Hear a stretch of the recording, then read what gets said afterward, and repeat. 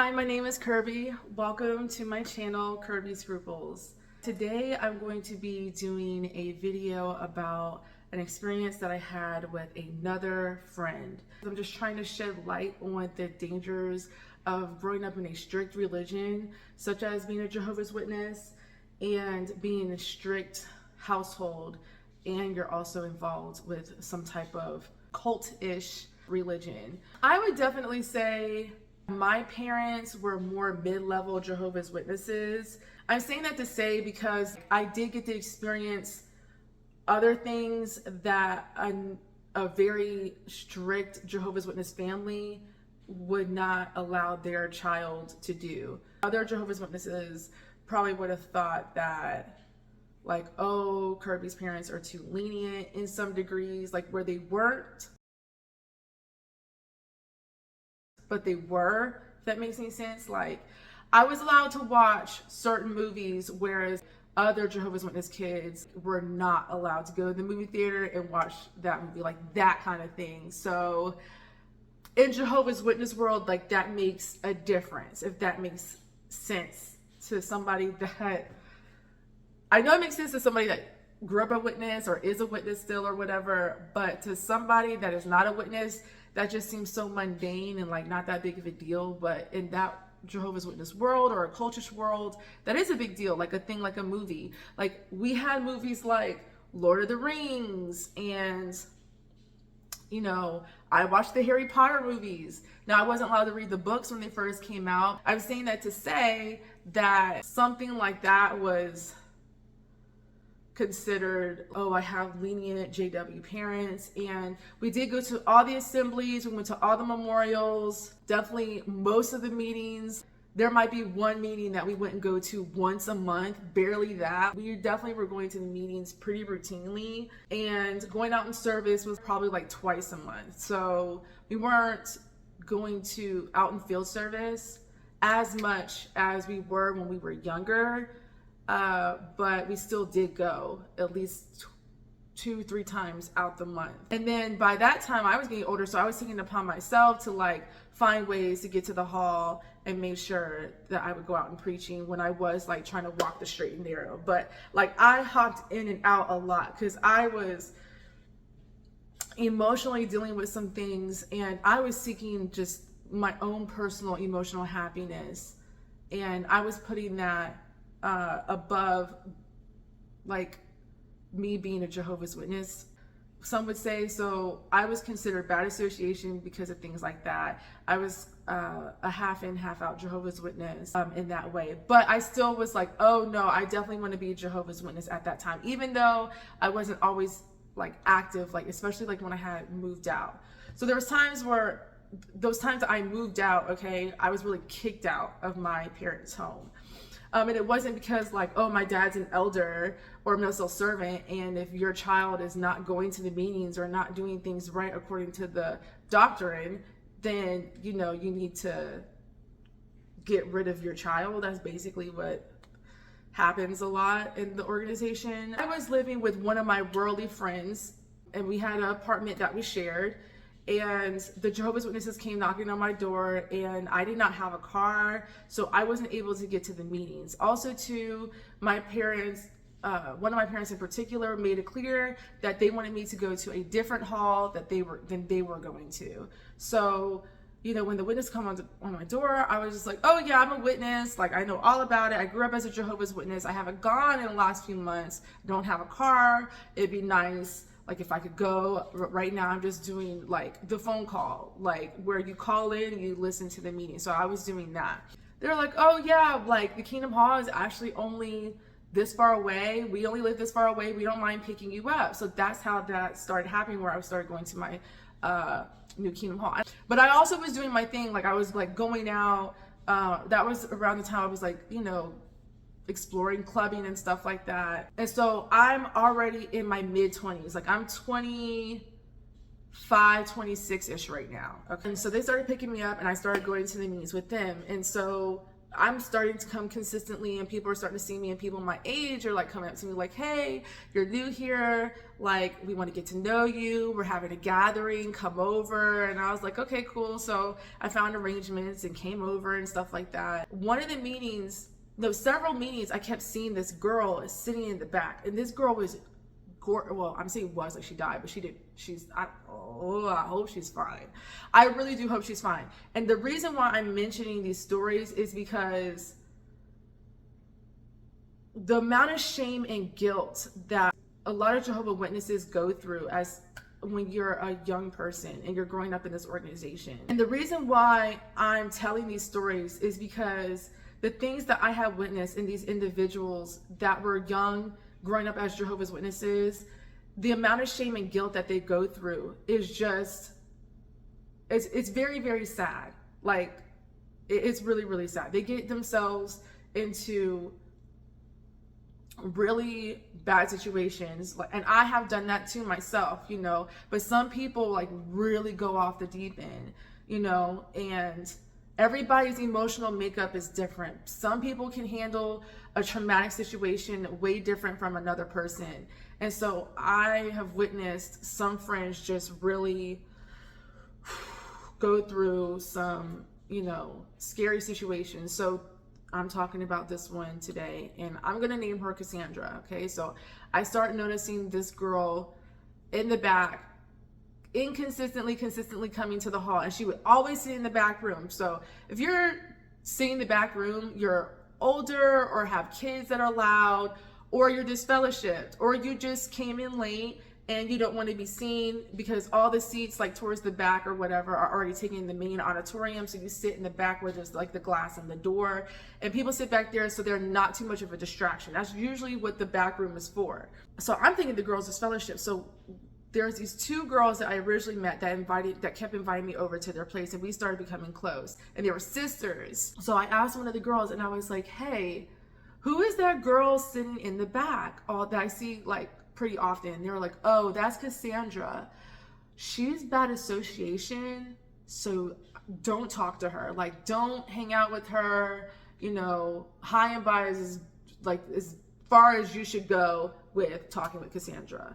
And so that, like, I just thought like that was really ugly, because when someone makes a mistake in the Jehovah's Witness world, like, you're supposed to like forgive them, you know what I'm saying? But like, they do have the scripture, bad association spoils useful habits. But like, I knew what it was like, and there's always three sides of the story: their perspective, the other person's perspective, and the truth. Okay. So, you know, I was like, well, maybe your perspective isn't all the way right, because I was looked at some kind of way, and people had half facts about me, and, you know, they just didn't really know the whole situation with what was going on. They didn't know my emotional makeup. They didn't know the stuff that was going on at home. So nothing like that. They didn't even know that I was suffering from a disorder. Okay, like an OCD disorder. They didn't know nothing about that. So that was in the back of my mind when she had said that about Cassandra. So right in front of the girl, right after she said that, okay, I go walk up to Cassandra, and I'm like, hi, my name is Kirby. I'm going to this hall now. I just started like small talk with her, and she was like, oh yeah, my name is Cassandra, and this, that, and the third. And she like was like surprised that I was talking to her, but she still spoke to me. So like, she was very sociable. We ended up exchanging numbers and things like that. And, you know, we ended up starting hanging out and being friends and stuff like that. So she was living with her grandmother at that time. She had told me she got kicked out because of like some trouble that she had gotten into, similar things to like what I was going through. She had told me about one of her parents being very harsh and like mean. There was a couple times where her parents invited me over to her house, and I noticed that one of her parents was a heavy drinker, and I was like, okay, noted. And this parent, I started noticing, because the parent also went to the same Kingdom Hall that Cassandra was going to. I started seeing like some of the things that she was saying was lining up with what I was witnessing, and one particular parent specifically. And this parent was mean. This parent was rough, harsh. A lot of people in the Kingdom Hall didn't like this parent. They kind of avoided this parent, but were just having like the whole brotherly, sisterly, like high and by kind of situation. Now, this parent did have some friends, but like they tolerated this parent. And this parent was just rough to deal with. Like, I didn't like being around this parent. Now, one of her other parents was not like that. She had a very similar situation as I, where one parent was rough and harsh, and the other parent was cool and chill, okay? But they still were all like Jehovah's Witnesses, all in the arrangement, right? There was one occasion where she had picked me up. I didn't have my car yet still.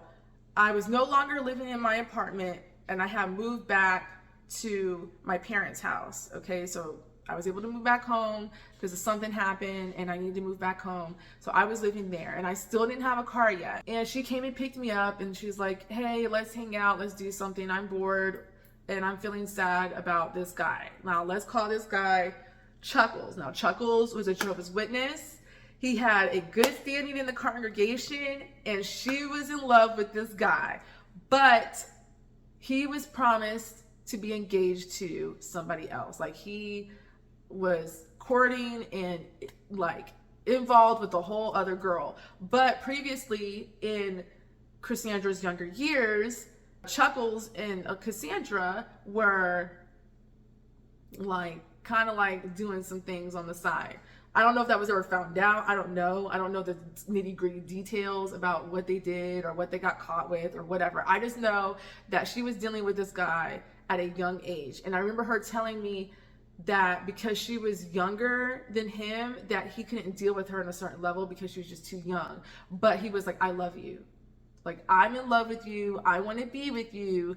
But if you don't change the way you are, I can't be with you.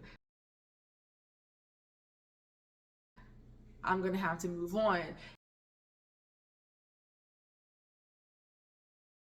And so Cassandra is a little like wild and she's a rebel, but not that wild. But in the Jehovah's Witness world, she's super wild, if that makes sense.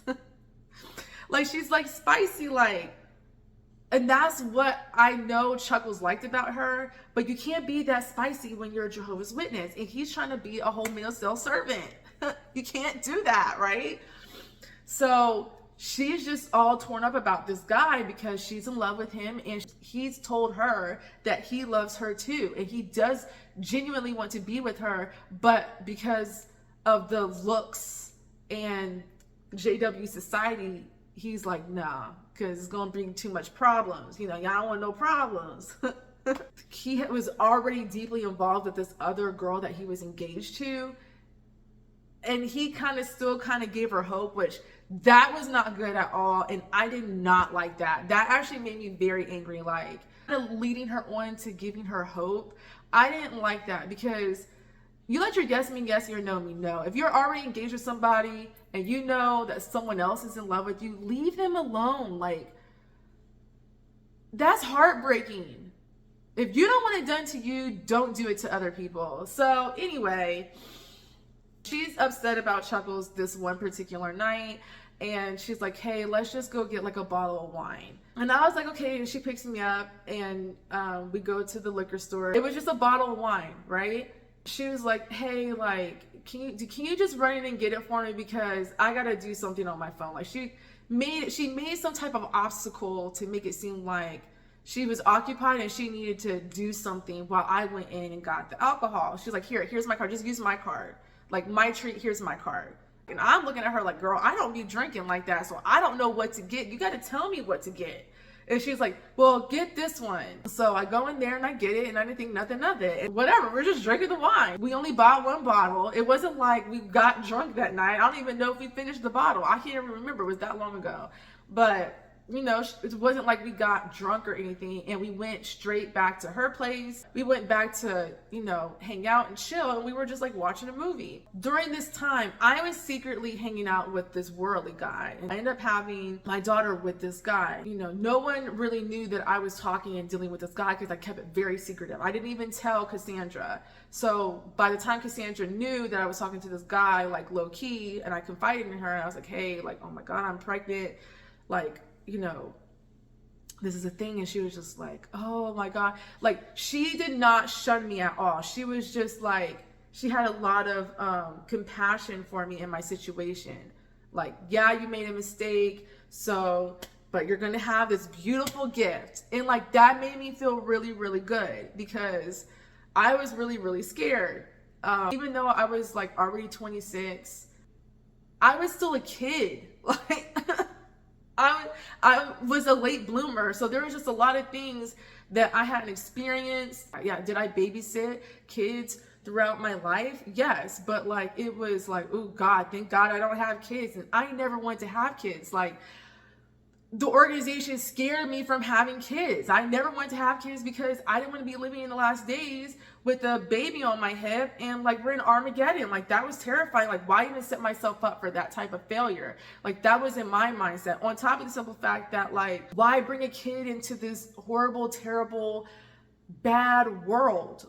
Like, everything about this system of things, this world that we're living in, was all bad. Like, the thought of creating your own good society or own good world, or being around people who have the same type of mindset outside of being a Jehovah's Witness was like not a thing. You see what I'm saying? Without being a strict doctrinated type of religion. So I was like, no, I'm not having kids. Like, that's just dumb. That's setting myself up for failure. Like, and I also too didn't have like a strong urge for children. Like, I didn't hate children or anything like that. I thought they were super cute, and but I just put it out my mind. Okay,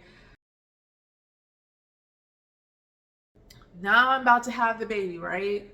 The sister I was studying with at that time, oh yes, so when I got pregnant with my daughter, that'll be another story. That'll be another time. I'll tell you about like how the congregation dealt with me when I was pregnant with my daughter. But when I was in the hospital about to have my daughter, the sister that was studying with me came to visit, of course, and she was like, hey, texted me, asked me to go with her to a bar to go like have her first drink because she just turned 21.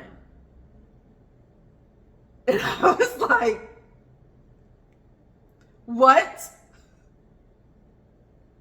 She just turned 21. Cassandra never told me she was not 21. I just assumed she was because she knew so much about different types of alcohol and wines. I had no idea. Like, and my mom is sitting there. My mom has witnessed me like drink wine with this girl before. Like, of course, before my pregnancy. So it was quite some time ago, but it was still kind of like, but I had this newborn baby, so that conversation didn't really get dove into. I can't remember if I like confronted her about that, because that was just so long ago. That was back in 2015, and I can't remember like how I addressed that, but it wasn't a big deal because it is what it is, and because of like, it wasn't like we were acting wild and crazy and in the streets drunk, and we never like got to a point where we were getting drunk, and like we were never like, it wasn't like every time we hung out we had a drink. At this point at this time, it wasn't like that. Okay, so moving forward, another 9 months, 10, 11 months passed, barely a year, because my daughter was barely a year when I get kicked out my parents' house again. Okay, this is like the fourth time since I had turned 18. I have this baby on my hip. I had just got my car. I had 2 jobs that I was working, and I had just put my daughter into daycare because I was working these different jobs to like get my money up and get like my life straight, right? And I get kicked out. Like, when I say I got kicked out with all the stuff. All my stuff was just out in the driveway. Like, as a matter of fact, this diamond necklace was out there, my birth certificate, my daughter's birth certificate, and personal information is just thrown out of the house. And I was just like, when I came home from work, so I gathered all my things, put as much as I could in the car, and I called, Cassandra, and I was like, Cassandra, like, I got kicked out, and I'm just like crying, like, I don't know what to do. This is just ridiculous. And like, the expectations that are asked of me are just too much. Like, what do you want me to do? I get a job and you think I'm supposed to get $1 million tomorrow? Like, that's not how that works. Like, I gotta work up to this stuff. I digress. So, she's like, come over here right now. I have a blow-up mattress. You and your daughter can sleep here. You'll just have the whole living room to yourself, because she was living in a 1-bedroom apartment at this time.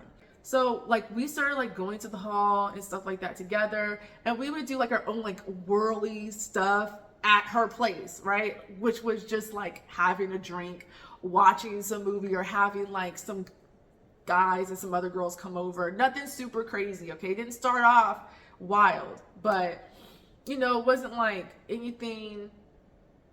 It was just normal young people having like a decent good time. Also too, I had a baby, so I wasn't doing anything crazy. Like, I didn't really care to do anything super crazy. But then I started noticing like pills and stuff around. And then like the drinking kept getting like progressively more consistent, like where it was every night. And I didn't grow up around parents that drink. I didn't grow up around drinking in general, period. So I wasn't thinking about going getting a bottle or wine or whatever. The thought didn't cross my mind. So like, having like a drink or two was the most I would do. And I also I was nursing still, so I couldn't, like, if I drank, consequence of having to get that milk out of my breast so that I could nurse, for my daughter, like the next day or the next couple hours, so I also was like not trying to take that risk all the time. So there was a couple times I did, but it was like, why put myself through that stress? You know what I mean? So a lot of times, I would go into Cassandra's room and I would see like a bottle next to her bed that was like originally started off in the kitchen, that was full, and it'd be like empty or almost empty next to her bed. And I was just like, sheesh. And she'd like be knocked out like all day.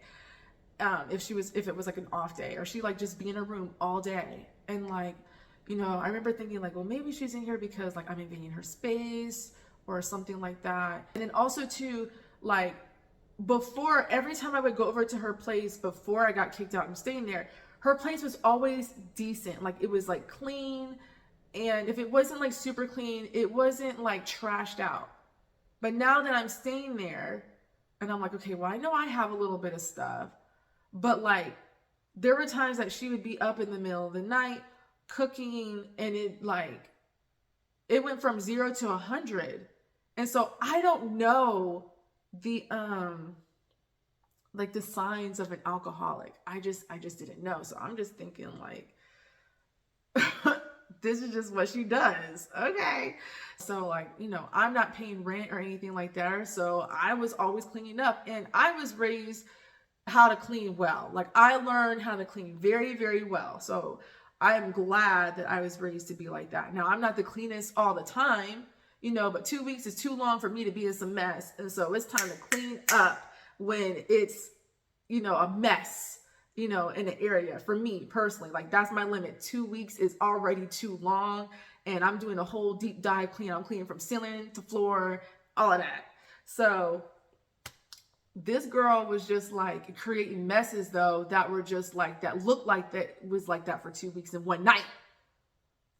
And I'm like, oh my God, like, I can't do this. So, I'm like, well, that's just like not her strong suit. Like, she's good at this, but she's not that great at this. And even when she was living at her old place, her room was always trashed out. So it wasn't like I was new to this. It was just my first time experiencing it in her own apartment. So I was helping her out with that. Like I said, the pills and the alcohol. And then it went from that to different guys, right?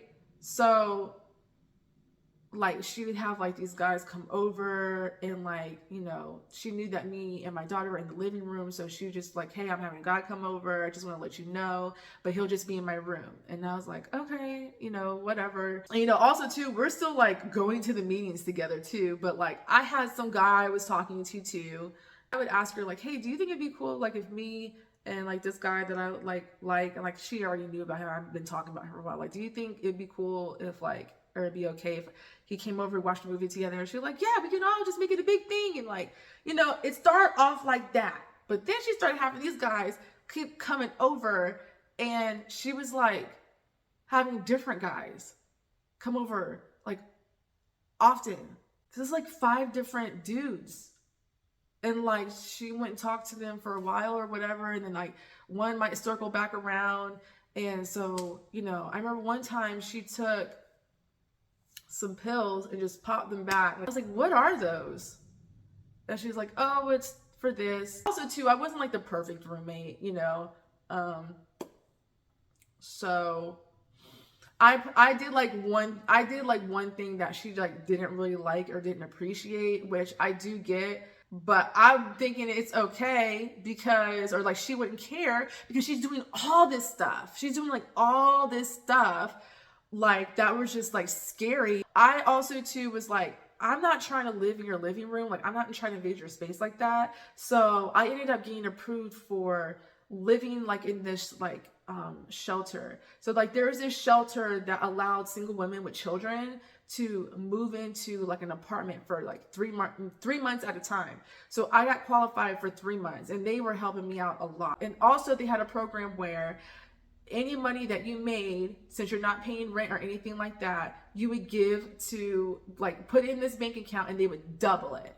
So I told her, I was like, hey, I'm leaving. During that time, me and this other guy, this worldly guy that I'm talking to and dating and stuff like that, because I'm like, Jehovah's Witness or not, I'm doing me. Yes. Do I still believe in the truth and, you know, the organization? Yes. But I have to do like what I can do. Like, I just need to do what I need to do the best way that I can do it, because they're not financially supporting me.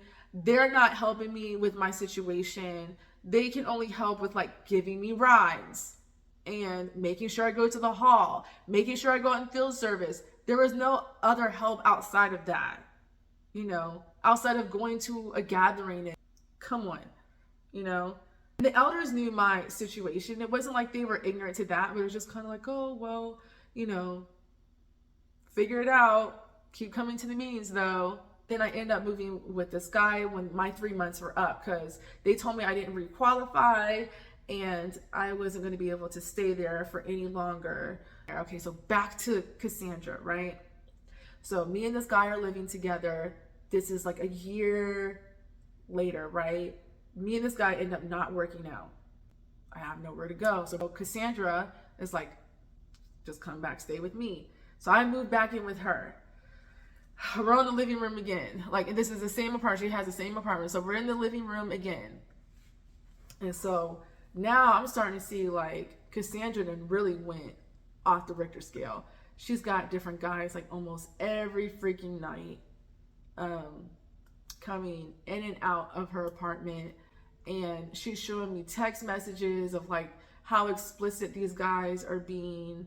She would also come to me very upset, crying because she felt so bad about being involved with these guys. And I'm just like, you're seeking this temporary pleasure, and then like once that's gone, then you feel like even worse, because you can't ever gain God's favor because of what you're doing. I kept telling her, listen, doesn't matter, we can always turn back around. And I said, it's not just you, it's me. You know, we're both doing some things that is not approved, you know, within the congregation and that kind of thing. So I would like work together. We would work together, and I'd be like, okay. But like, she was so much more on the deep end, where I was just like, I have a kid, you know what I mean? We had 2 different things going on, you know, and she's like more free, where I'm like, no one has to know. Like, I know, but no one has to know. Like, so what this happened? You know what I mean? Like, so what this has been going on with you? You're the only one that really knows that. So pick yourself up and wipe the slate clean. And like, she progressively started getting heavier and heavier and heavier, seeking pleasure from eating, seeking pleasure from these guys. There was only so much I could do, because it's like, you can't tell somebody what to do. There was times like she wouldn't come out her room, like we would make plans and she'd just stay in her room all day. Even though we had like made intricate plans to go like horseback riding, go to some side of town and have like an adventure, and like stuff that I would get really excited about. And even my daughter would get excited about, like, we're ready to go do this. And then she's just in her room, passed out, on her phone, doesn't want to come out. And, you know, her weight like got drastically different from how I first met her. And I could understand, but I was also kind of like, chick, you are so drop dead gorgeous. Ain't nobody caring about your weight, because you are just that gorgeous. Like, she was just stunningly beautiful. She just couldn't see it. It was so crazy. And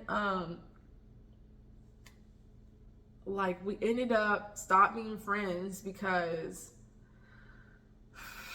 I stopped being a Jehovah's Witness, and I made my first video. God, that video is so bad. Like, not that my videos are like super great now, but that first video was just not.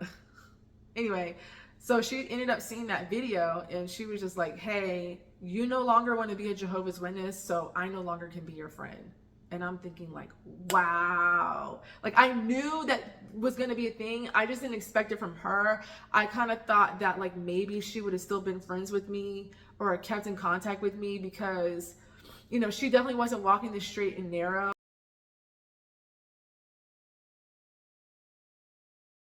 I do feel like she ended up, after I like left the organization, I think that's when she kind of was like, Kirby left, this is crazy, why would you ever leave? You just set yourself up for doom.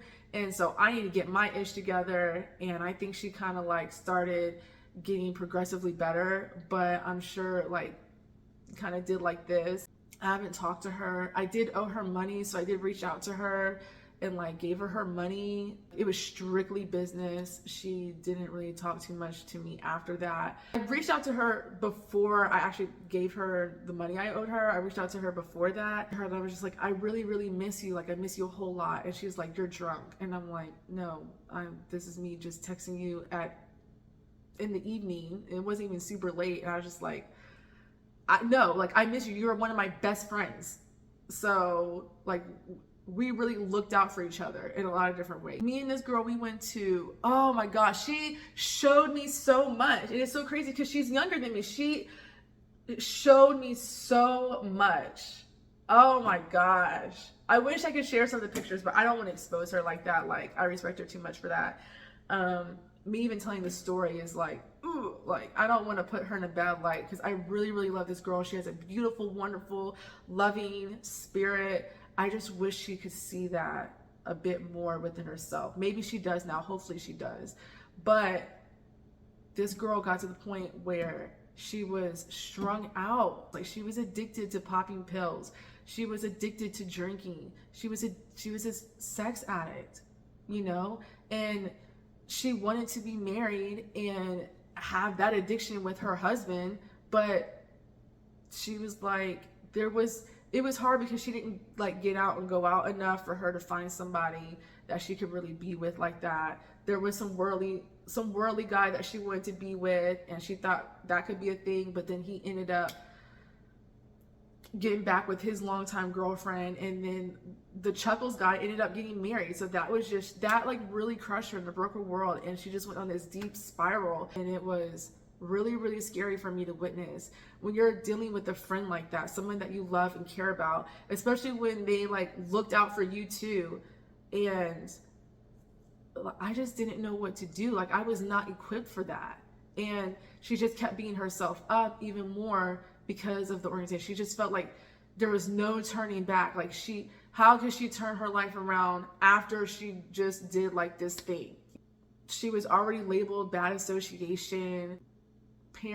One of her parents was just like, sometimes like nice to her, then other times like really like mean and harsh and just ugly to her. And like she had like these past traumas that she was dealing with from growing up in that type of household. That's my story with that situation and my experience with my very close friend that I still love to this day. Yeah, that's my experience with her. The next video I think I'm going to make is going to be about